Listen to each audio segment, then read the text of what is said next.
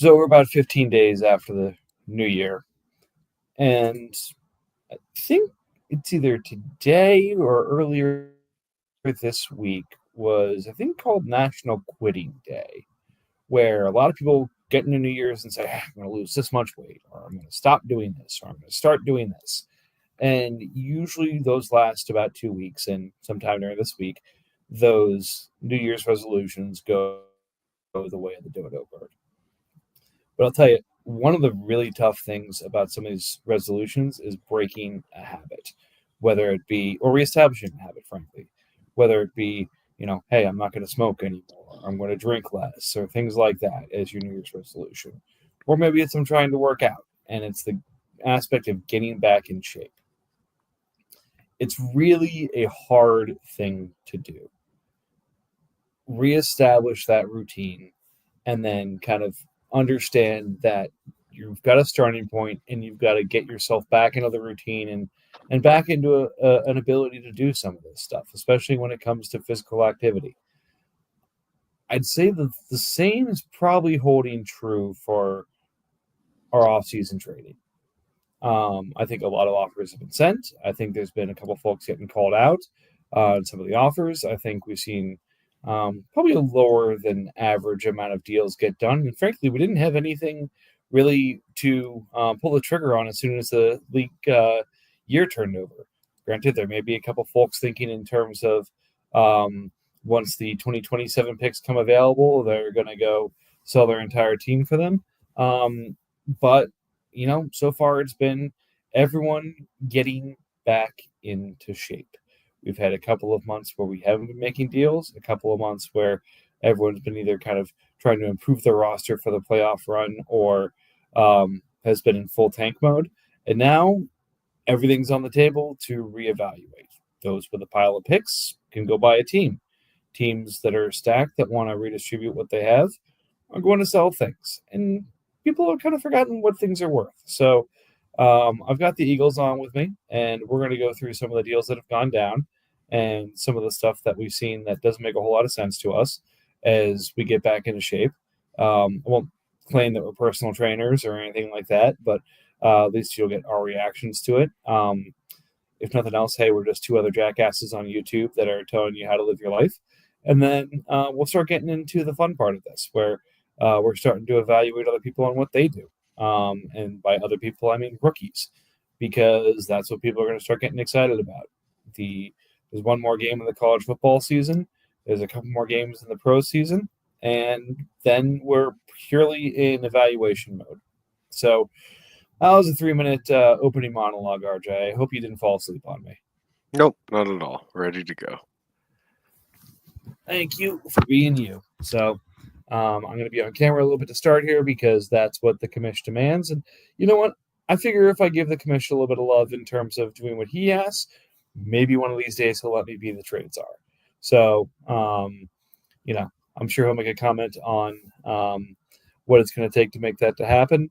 But every little bit helps. Right, Bill? Always. Good man. All right.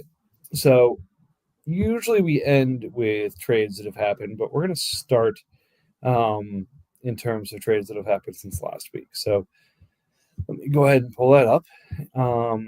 Let's see. So last week, I think we potted. Was that on a Wednesday? Yeah. RJ? Yep. Thursday will be the most recent trade. All right. So we've had 12 trades that have happened since our last pod. We'll kind of go through each and I'd say respond to surprised or not surprised.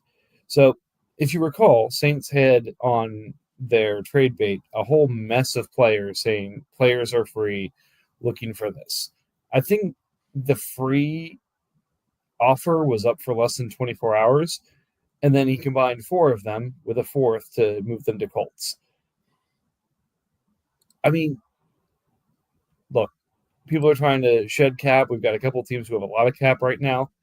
Like, give yourself some time. Plus, I don't know about you guys. Like, some of these guys, Drew Lock, Nyheim Hines, Damone Clark, and AJ Terrell, like, these aren't just bad contracts. Like, some of these are interesting players. Completely agree. The Damone Clark doesn't seem like a horrible contract if he's, one of your depth defensive end pieces.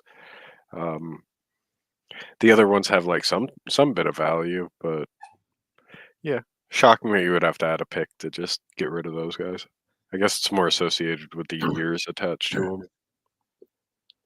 I think it's the willingness to take the cap down. That's what it feels like to me. But yeah, I mean, Clark lost his job, and AJ would be a much better get if he wasn't $10 million for 3 years. Bill, is your dog going nuts around here? What's that sound?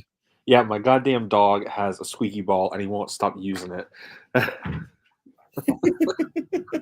Driving me nuts. I've missed you on this podcast. Yeah, so I guess lesson number 1 in our reminders for everybody getting back into trade shape is patience is okay. You don't have to wait for the perfect offer, but if you put something out there in the league of I'm looking for this, give the league a little bit of time to respond, or frankly, put some of the stuff out there. Maybe you don't have to pay what you're looking for, pay what you need to, or pay for the first thing you see. So, reminder of that with this offer in this deal. Next one, rule number 2. If somebody puts something on the trade bait, it's a good place to start making an offer. And that's what Pats did. Traded the Texans 25 first for the Panthers first, the Buccaneers second, and the Buccaneers fourth.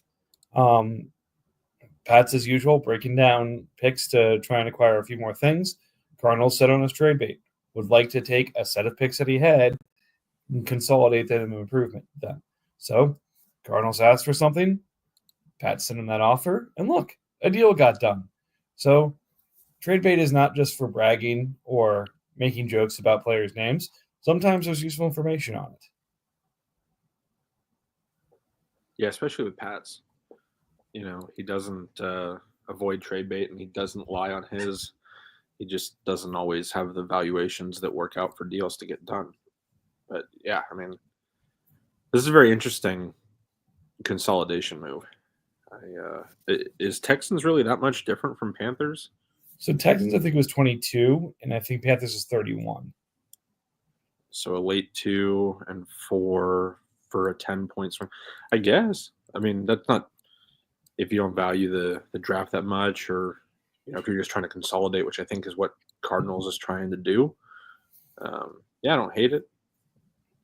Yeah, I think it's right around that value.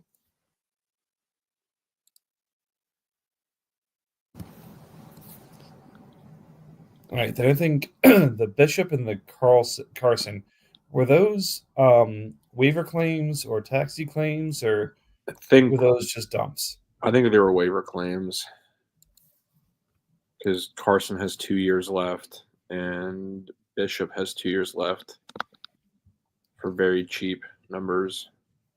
Yeah, Carson was one of my, I think, 5th rounders last year. Yeah, not bad risk. I mean, they're free and they're less than $500K. Great risk.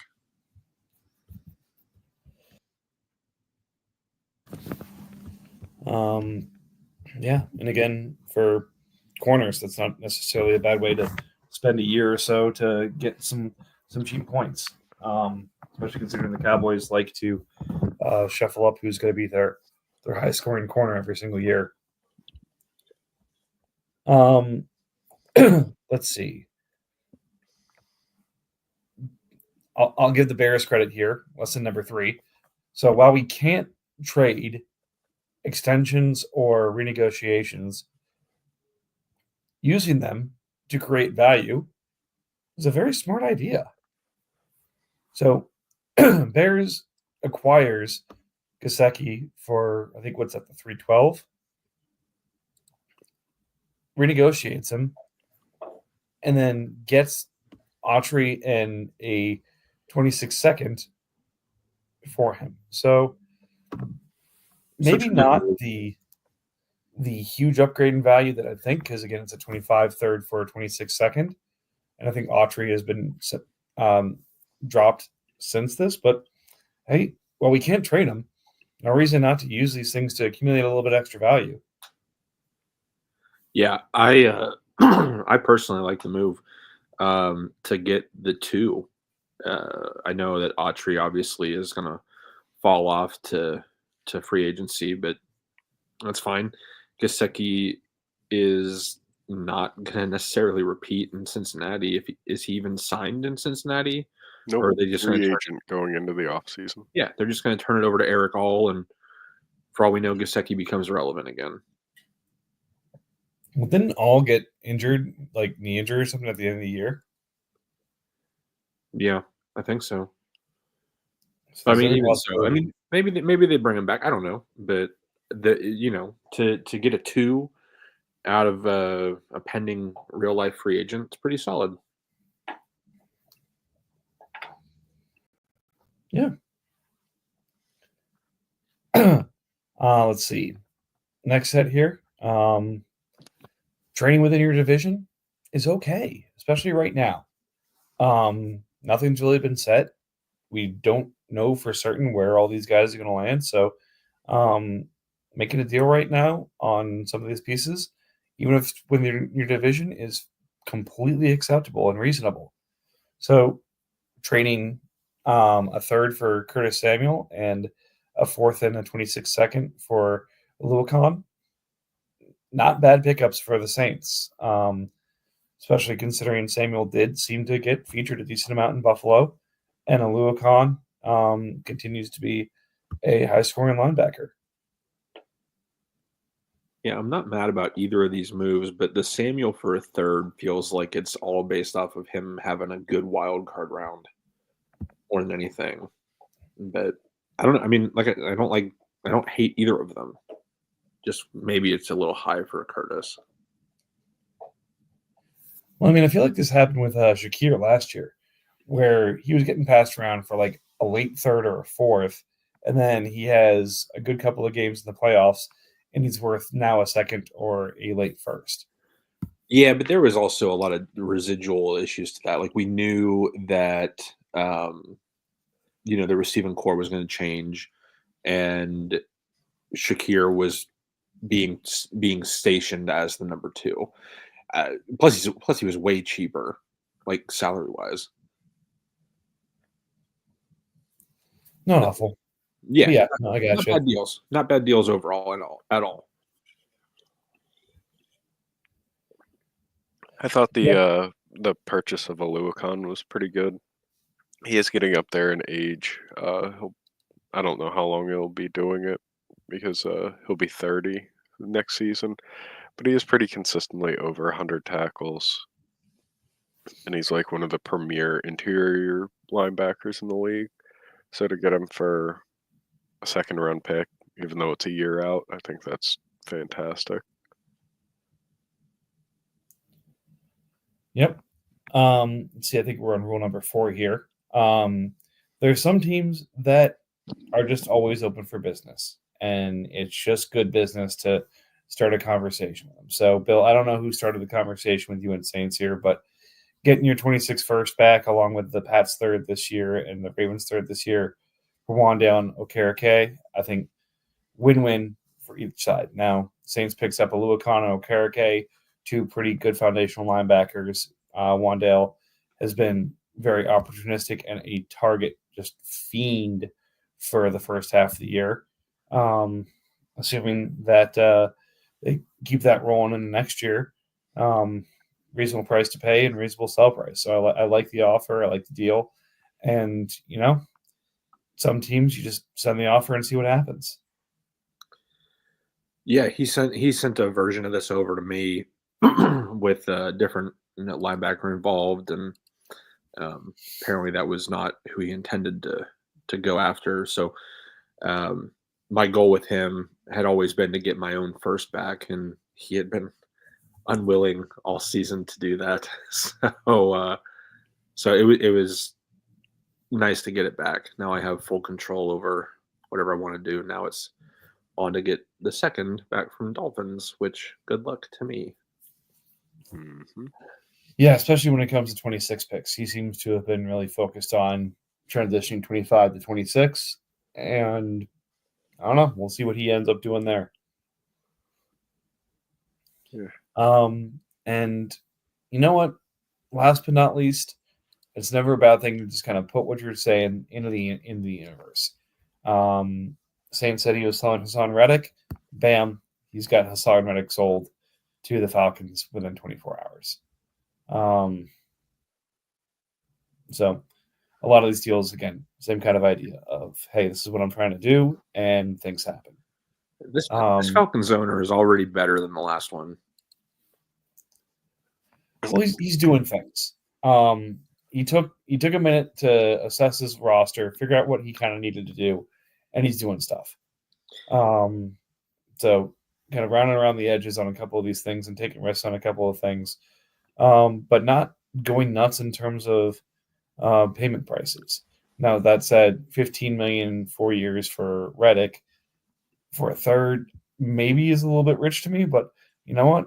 We're probably a month or two from free agency starting, and a player like Reddick going for 3 times that price. So I guess I'm just starting to get a little bit more gun shy because of some of the rule changes that are happening. But we'll see. I think we'll probably have some reckless abandon that happens in every year, and we'll see how that translates to the new rules.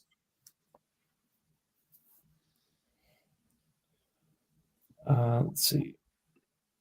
And then, the last kind of major trade of merit, Cowboys giving up Joseph Osai and Ernest Jones for Raiders second this year, Washington third this year, and the Saints fifth next year. So, again, that's a playoff third, a fifth rounder next year, and I think that's the 205. Let's see. Jones, $15 million player, but 181 points at linebacker, not a bad situation there. And then Joe Osai, to quote Shaquille O'Neal, I was not familiar with your game.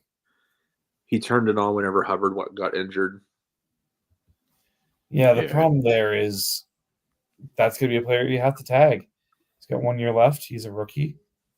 So you want to keep him, you're probably going to have to tag him. I'm just going to get rid of some of the, unfortunately, the cheap aspect of that. But, that's future Saints' problem.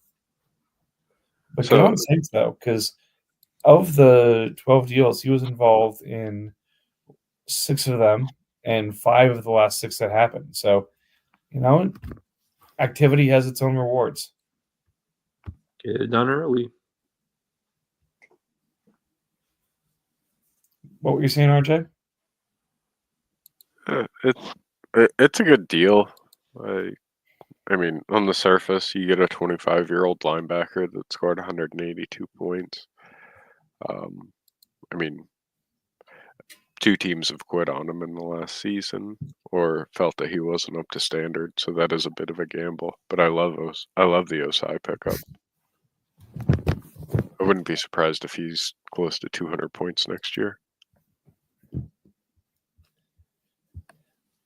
Yeah, I think it's one of those sneaky grabs. And I mean, just with the deal so far this offseason, Saints has an embarrassment of riches at wide receiver position.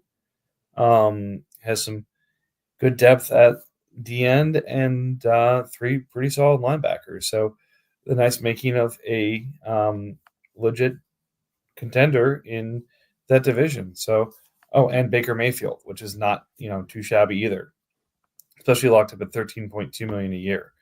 So, excited to see what he continues to do with the remainder of his picks or once he gets access to his 27 picks. But I think he's doing a real good job of kind of being the first actor on things and using that to his advantage.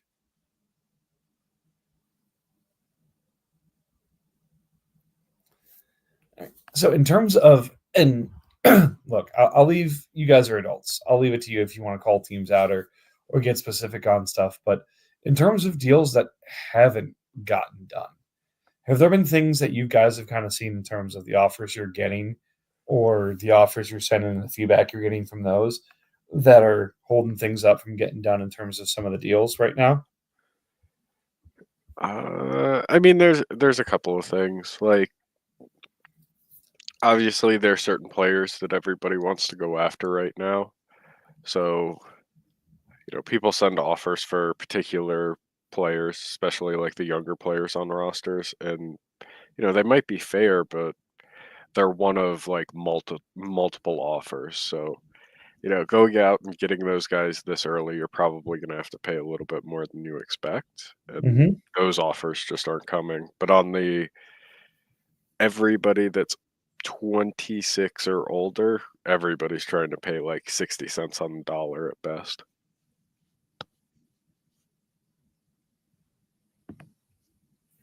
Yeah, and I feel like there's also a couple teams that, and I'm not saying I've gotten any of these offers, but I feel like from some of the comments in chat, the people are trying to sneak one past a couple teams right now, where it's hey, I'm trying to sell you this based off his performance, but you know, you may not be aware of what he's going to have to get paid to extend him going forward, or the price tag says this, but really it's going to be this.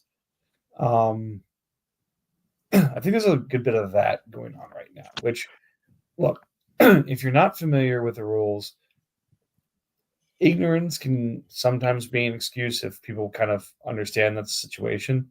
But, trying to sneak one past somebody, like, come on, we're better than that. Yeah, I have noticed a pattern, and it's multiple teams, so there's nobody to particularly call out. But I've noticed a lot of I will sell you my player that is about to become 3 times more expensive for what he is right now, price wise.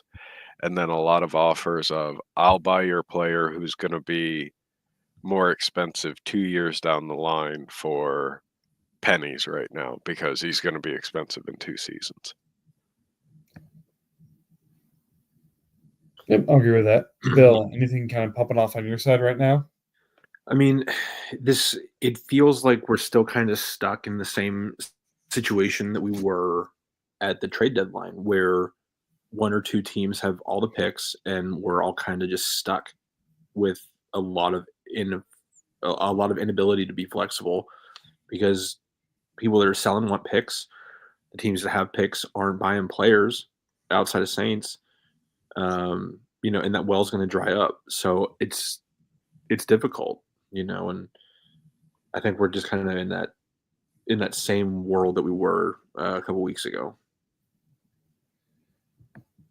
Yeah, but I think it also requires teams to take I'd say a pragmatic view of their roster.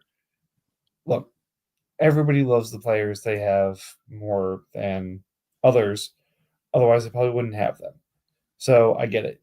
For those on your roster, you probably are among the optimistic in terms of what they're going to be worth. That's just the nature of how this all works. But when you're sending an offer, I mean, try and take a step back and think about what is this player? Like, I was having a conversation with Giants after the pod last week, and he asked me about some of his linebackers. And again, I appreciate my ability to be honest with the Giants and him being honest with me about or sending offers that don't make a lot of sense. And he kind of threw some stuff out there, and I said, hey, just let me lay out what I view that situation as. Like, we didn't discuss a deal for Blake Corum, but I used him as an example. Like, look, I love Blake Corum. I took him at the end of the first round, and I was singing to the high heavens that I can't believe I got this guy. Because I thought Kyren Williams was going to get replaced. Boy, was I wrong. So you've got a situation where the Rams have a buttload of cap space next year. Kyron's going to be a free agent after next year and going to need a long-term deal. And he got 40% of the touches in Los Angeles. So as a little Blake Corum, not a whole lot has happened this year to increase his value. So the probably highest that he should be asking for someone like Blake is the 127 or so that I think I spent to get him in the first place. In a lot of situations, it may have to be a step down from there because of how the situation with Kyron has changed. So, like, take a level of pragmatic understanding of what's happening with your players and adjust your values appropriately. Like I said, it's not about sneaking stuff past people. Like, come with a understanding and honest assessment of where things are. And look, gaining value around the edges is fantastic. It's how edges are made and things like that. But I think there have been plenty of deals that have happened in the past year where a lot of us have just kind of shaken our head and said, man, this guy took advantage of a disproportionation of information here, and it's not a good thing.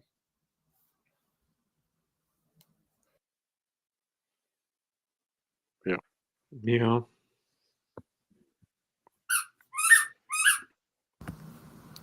Good point, Bill's dog. Stupid ball.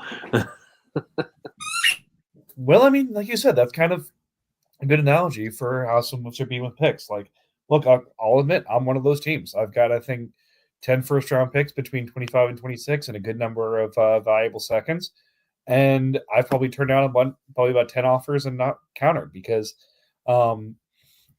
just fundamentally, like, if something's not kind of within 80 to 85% of what I value something as, I'm not going to spend the time to counter it because, look, even if I come back with something that I think is a fair counter, if you're offering something at 60%, I'm going to assume that you're looking for an 80% midpoint for that. If you're at 80 or 85, then we can probably settle someplace in the 90s to pretty close. But if you're that far off to start, then I'm just not going to waste anybody's time in terms of some of these counters. And unfortunately, I'm in one of those stretches where I'm underwater at work. So there are a couple owners I've told I intend to counter with that I haven't quite gotten back to yet. But yeah, I think there's a couple of these things where people are just kind of feeling out, hey, this person was injured. Maybe I can give them a discount. Cool. Good try. Or, hey, this guy produced well last year. Maybe Mike is picking some of those things off. Cool. I'm always in the mood and in the market for those kind of things. But starting at a position that I probably have the most depth at right now and probably need to thin out as it is may not be the best place to start. So kind of, like I said, we're getting back into shape here. If you're sending an offer, understand what you need, understand what your trade partner needs, and shoot it around based off of that instead of just kind of spamming. That's how good trades get done. I don't know. I'm rambling here, but I feel like these are core principles that either people have forgotten or they're just not paying attention to right now. Definitely not paying attention. I don't think people forgot. They just, it's the first week or two of the off season, and people are, trying to make crazy deals or trying to get away with getting one over on somebody else, and it's how it goes every year. Yeah, I feel like and usually I was, I guess, the instigator for a lot of the big crazy things that have happened beforehand. So I need to start pulling my weight around here again. But haven't seen a whole mess of those quite yet outside of, finally bringing some resolution to this chapter of the Purdy era. But, hey, he's back on the block. So we'll see what happens there. All right. So while we're rounding into shape here for the trading side of things, let's talk the rookie side of things here. So I think we touched on maybe some of the top five a couple of weeks ago, but just kind of trying to get smart myself. I think, as we look at a league like ours, which is full IDP, as well as having some premium pieces, right now what I'm seeing is a lot of, I'd say, preference towards the defense to start this year, with a couple of bright spots on the offensive side, a pretty clear 101 in non-superflex, and maybe even in superflex too with Genty. But I feel like this is one of those where, like, almost like the Zeke Elliott draft, where it's like, okay, the 101 is obvious, but then everything else after that is up for grabs. Yeah, I mean, as far as this league goes, it really depends on how you feel at the top about the quarterbacks. Ewers is coming out now. Do you like him or Shador or Cam Ward? And do you like them enough to go any of them over Janty or even Travis Hunter? What do we do with that? Take a cornerback at 101? I don't know about that. Well, I mean, over those guys, hypothetically, right? Like, you have Kyler, you're not going to necessarily draft a quarterback. No, I said a cornerback. Oh, okay, gotcha.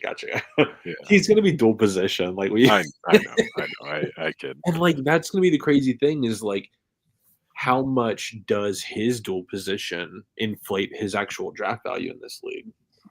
It depends on what our approach to that dual position is going to be. So, I mean, my hope would be that, again, I imagine he's either going to be listed at one or the other in the league, but it'd be really fun if he was listed at both. I think that opens up a really interesting play for him, because assuming he does play both ways, which, again, we haven't seen something like this since Charles Woodson many, many, many years ago, where guy came in the league with the intention of playing both directions. And, assuming Hunter does get snaps like that, like, he could see a line on a pretty regular basis of, 3 to 5 receptions in the, 60-yard range, maybe a touchdown, but then on defense, 3 or 4 passes defensed or an interception or stuff like that. Like, imagine that stack where he goes 4 for 16 and a touchdown on offense, and then has 2 or 3 deflections and an interception on defense. I'd have to count the score, but I think that's a 30-point day. Yeah, if he's like a solid, reliable wide receiver 2 or 3, and then a productive cornerback 1, it's probably going to be the highest scoring player in the league. Yeah, I mean, I feel like he's got to go one way or the other, because I don't think there's any other players that have multiple positions in the league. I think it's all kind of singular position at this point. It would have been Taysom. Yeah. It would have been some of the defensive tackles that play fullback. That's true. Penei Sewell getting fullback credit. Yep. All right, so he's probably going to get the single position. So that tweaks his value a little bit. But, I mean, you look at the scoring rules, and if you're lined up at either receiver or corner, you can get points playing the other position. So you only have one starting role to play in, but, that can be a really interesting thing. I honestly wonder if if he gets designated as a wide receiver, if they are going to, as the commissioners, if they're going to go back in maybe next year and look at scoring, because of the unicorn that he is. He's clearly scoring on both sides, but I don't know if wide receivers would get PD or interception points right now. I think there's a flat level. If you look at it, I think there's kind of a catch-all for those positions for a lot of things, and then there's specific bonuses for certain other positions. So I think it's covered, but I think he's going to lead to some questions being made here. And frankly, what he lines up with and what he's designated as MFL is going to make a big difference. I mean, if he's a wide receiver, I think he's in that conversation on the early first round. If he's both, I think he jumps to top 5. But again, there's no other both, so I don't think that's going to happen. If he's a corner, I mean, usually people don't consider corners until the late second or late third. He's someone that you think about at the first, second turn, maybe. Yeah. That's true. So I'm looking at the I'm looking at the scoring right now, and passes defended is one of the few things that isn't under the rules for everybody. They are position specific. because defensive tackle, defensive end, and linebacker are all the same, and then cornerback and safety are different. So I think that's the only stat that may need a discussion.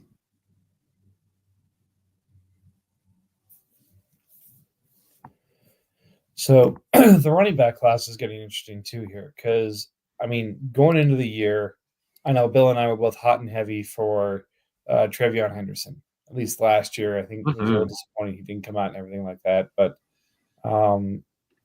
he's coming out now. And then I don't know if you guys have the new NCAA game, but apparently it was rigged because the spin move that Quinshon Judkins had was so destructive that it was impossible to stop. So you have the Ohio State backfield after you go through Genty and Hampton, and some folks, I think others have Ollie Gordon or others up there. So it's an interesting running back class. I feel maybe a little bit of a more prestigious group up top, and obviously Genty getting a lot of the early consideration as that top guy. I mean, considering last year was kind of talking ourselves into Brooks coming off the IR, Benson coming from the Florida State situation, and talking ourselves into a couple backs. This year, maybe a little bit easier to find those backs in the draft. Yeah, there's going to be a lot of guys that are going to get an opportunity in the league. There's a lot of older players that have proven production. Also, you have the kid out of Michigan, and then what is it? Was it ASU? The white kid, like he's good. Oh yeah, Scatterbo. Yeah, I'm not gonna lie, I kind of love him.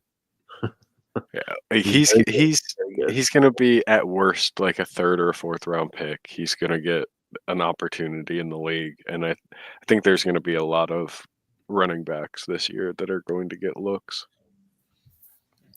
One of them is going to Pittsburgh. I don't know which one, but Najee's not going back. So one of them is going to Pittsburgh.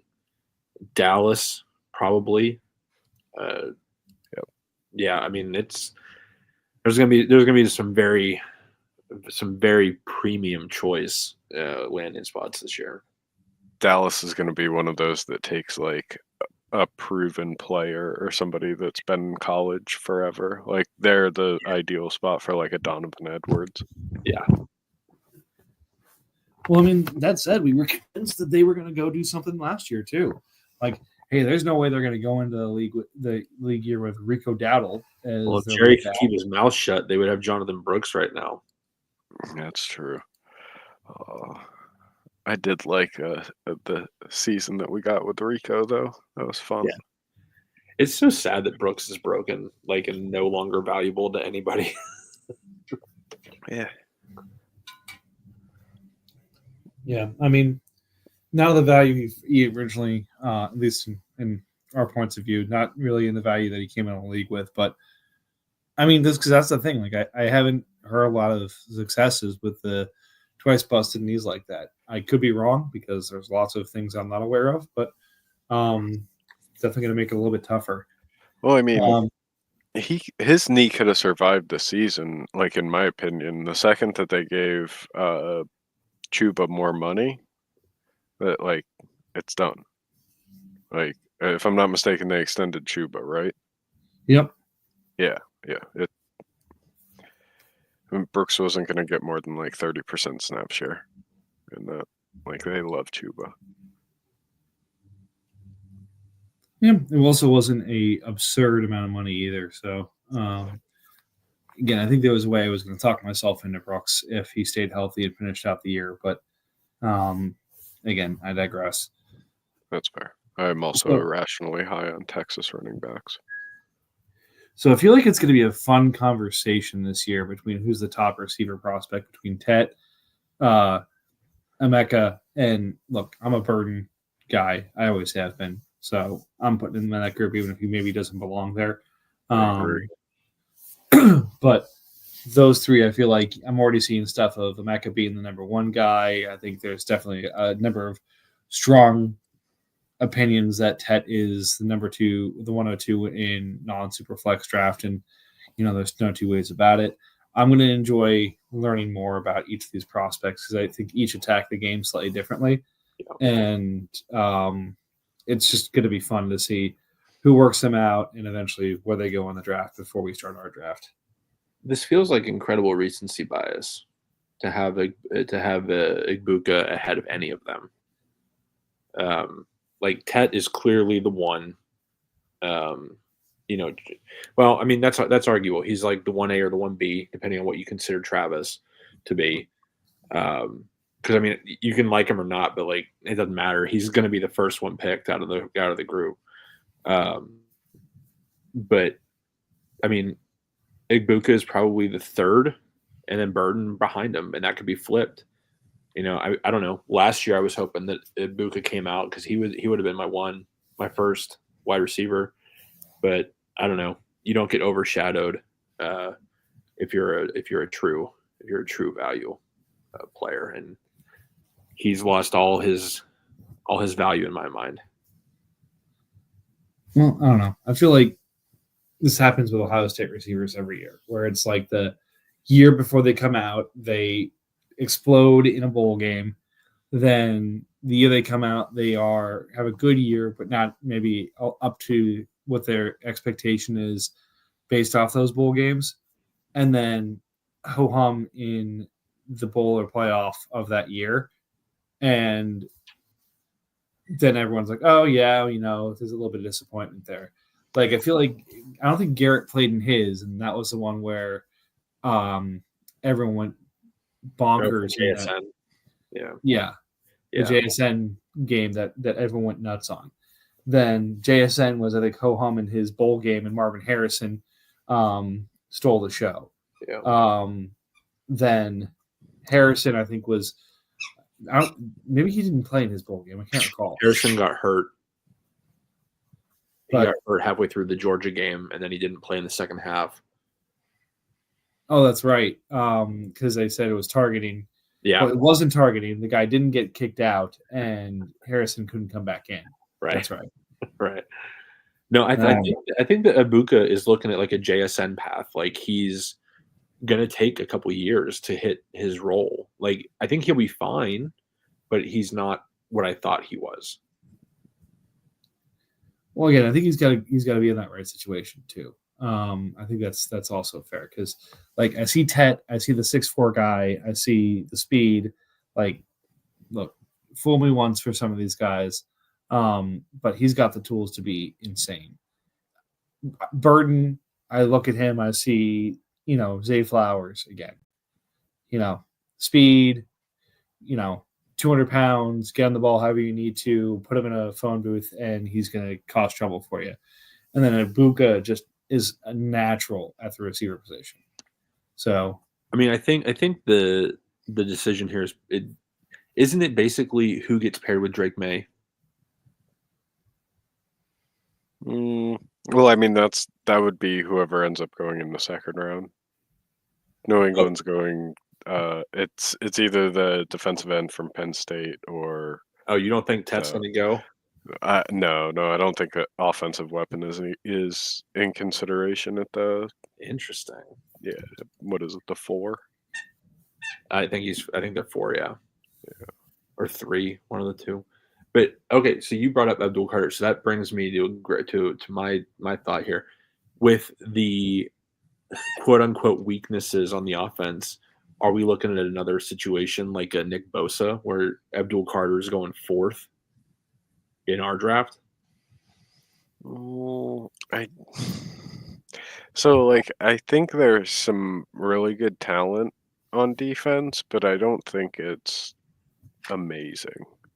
I think you're going to have a handful of guys that are like just going to be starters, but I don't think there's like an overabundance of them. Like this isn't a top-heavy draft. This is just a slightly better quality than the average. Yeah, but like last year, we finally had a year where we didn't see a defensive player go until the late teens, if not the 20s.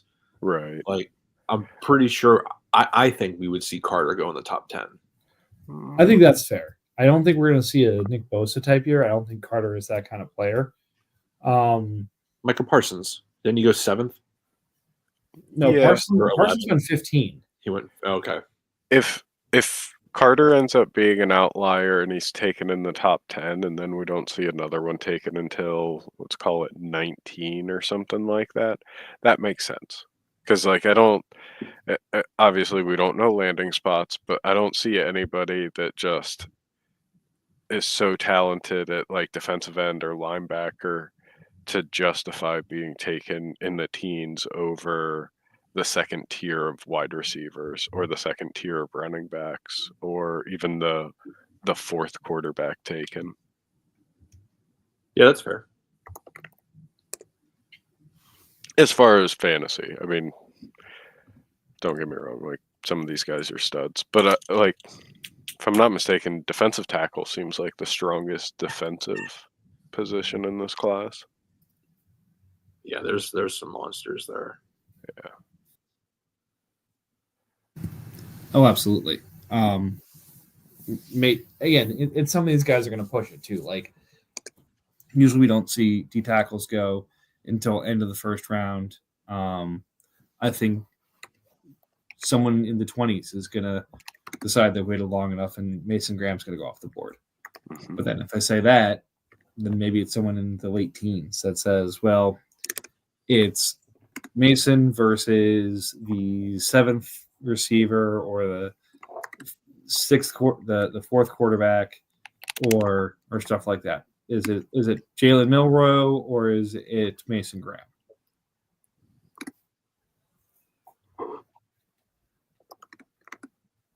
So I think we'll get some of that. But yeah, the front 4 depth is going to be really interesting to see, just because of the different values. And again, it's a kind of pick your poison. How these guys run is going to have a big impact on where we see some of these people go. I'm excited to have one more game of Ohio State because I see a lot of potential talent coming out from there, especially on the defensive side.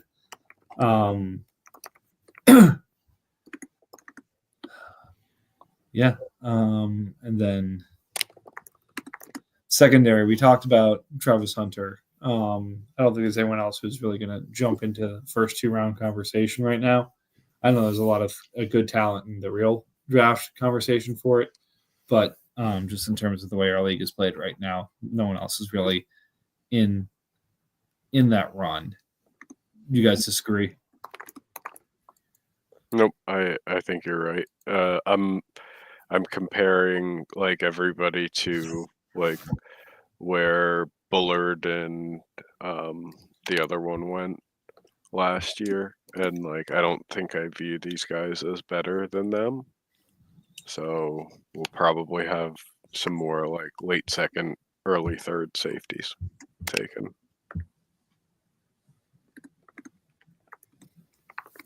Yep, would not surprise me either.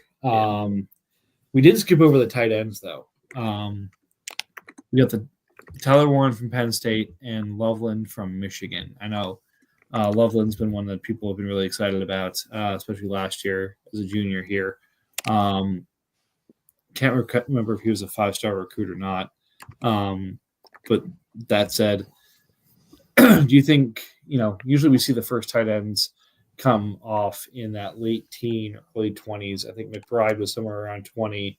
Do you see any of these guys based off of maybe some of the lack of depth at some of the offensive positions and defensive stuff creeping up? Maybe some of these guys creep into the 15 or so range. Maybe not that far, but I can see a handful. I could see some of them going. I also think pretty highly of Jason Taylor's kid. I think he could be a top 3 tight end, at least in the draft. So people are probably going to overreact to the Brock Bowers production last year and think that you can take any of the, like, top tier tight ends and they'll be somewhat productive. But we have years and years of history to know that it takes a few years for them to prove themselves as a good receiver while also being efficient enough blocking to stay on the field. So I don't know if any of these guys stand out as like day one starters. Depending real- on, go ahead. Sorry. Yeah, it's going to be ultimately like where they fall because they might be starters by necessity, and if that happens, then any of their pass catching abilities could get an opportunity to shine. I think we have to recognize that Brock Bowers is never going to be a thing again. And as long as we can keep that kind of expectation, I think it's very easy to say that we can see one go in the top 20. And I think it's very obviously Tyler Warren. He's just gonna, like, somebody's gonna reach just to make sure they get ahead of it. And he's probably gonna go somewhere awesome. Like, I wouldn't be surprised to see him end up in Cincinnati. He's going to make one running back in the league really sad because he's going to be amazing at those like 4-yard Yeah, touchdown receptions. yeah.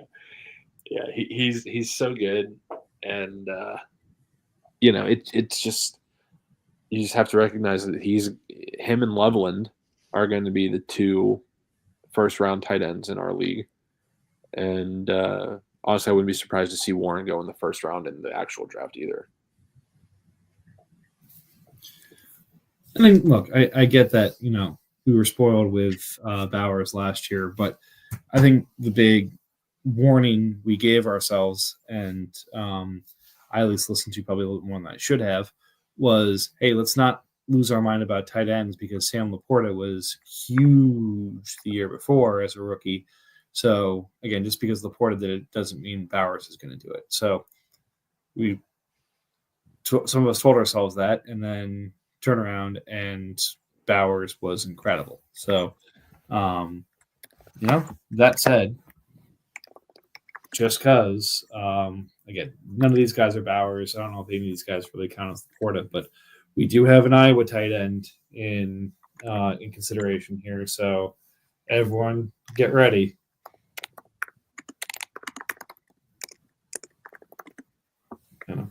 Sounds like you guys are already hard at work on the trade side of this, running up the wire. So we're just finding out who that Iowa tight end is. Okay, we're good. Luke Lachey. If he's related to Nick Lachey, dibs. Yeah, already a starter in the NFL. Absolutely. And if nothing else, he's going to absolutely end up on one of the dating shows that Lachey does at this point. So, again, it's a pick that can't go wrong no matter how you make it. Yeah, sure. That's good. I see some positive things about him, so that'll be interesting. Like he may be one of those that rises in value depending on where he lands. Yep, absolutely. All right, we covered a couple of topics tonight, but kind of wide range. Any parting thoughts you guys have before we move on to trying to make some more deals happen? Oh, I'm pretty good. Everybody keep it up. Send a whole bunch of trade offers, good or bad. Yeah, I mean, eventually you'll send a decent one. Well, again, that's like I said. I try and make some analogous. I don't know. It's 9:30. I've been making words up since 5:30 in the morning this morning. So at some point, even my brain gets tired. But look, the analogy I put out there to getting back in shape is a real one, in my opinion, because at some point you got to fall into a groove again, and things start. You see things a certain way, and you find kind of, this is the value I want to send for these guys. This might be interesting based off of the makeup of teams and stuff like that. And all of a sudden you get a couple of these accepted. So the only way to get back into shape is to put the time in, put the effort in, and then keep putting the effort in. And eventually it just starts to click again. So for those putting the effort in, I applaud you. And what I said and what we talked about was not in any way, shape, or form to dissuade you.